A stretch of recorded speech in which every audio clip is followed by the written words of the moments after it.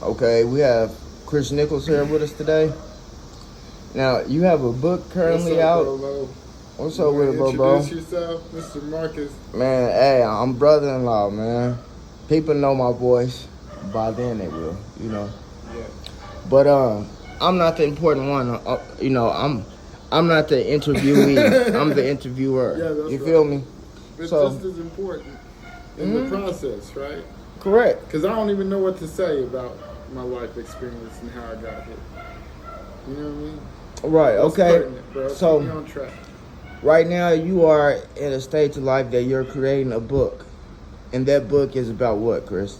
Helping people to help themselves process their trauma or identify what types of therapies or things that they need to work on to process their trauma.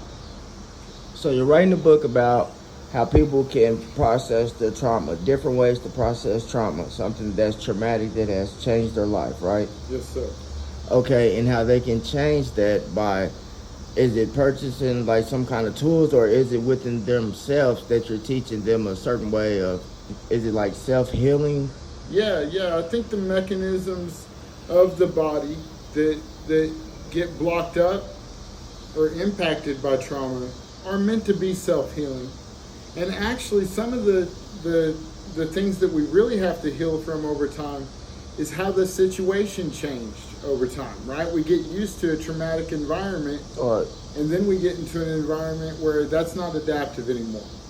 And so it's like having a flat tire where we blew a tire and that tire's not going to work anymore. That tire might have got us through 15 years of hard times, but now it's time to change the tire and find something to fit that moment today, like safety, where, getting up and kicking over a table isn't the best way to stop a fight for me today.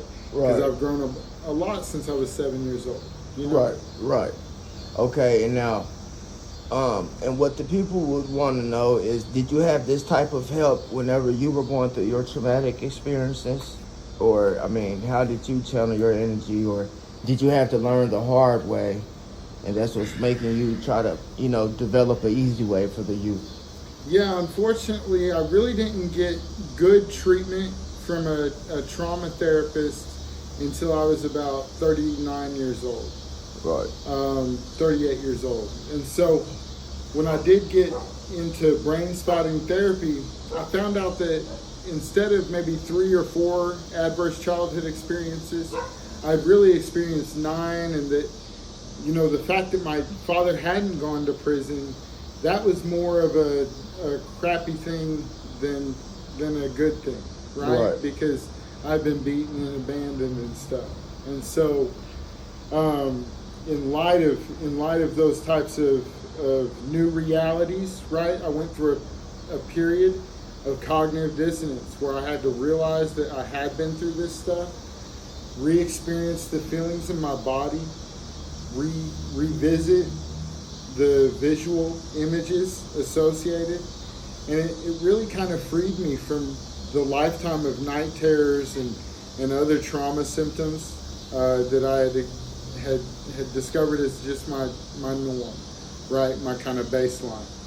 And so the process ended up being long one, and in that process, part of it was too much to bear. And at that time, I discovered altruism as a reason to live. Like, if I could produce this work to help other people that felt like this once they realized what had happened to them, or were still just trying to keep that repressed, maybe that'd be a good reason to live. Right. So kind of like you conquered your fears and overcame them. So now do this book kind of talk about, like addiction and like child abuse, or, something that a youth that's probably going through that and keeping it a secret, and that's probably where all this anger is channeling from. Yeah. Um, Yeah, I really hope to cover all domains. right, I think all of our shoes pinch a little bit different. right, And we've all had moments of like being born and completely helpless, and moments where we've been the conqueror, right? And had a whole bunch of locus of control. Right.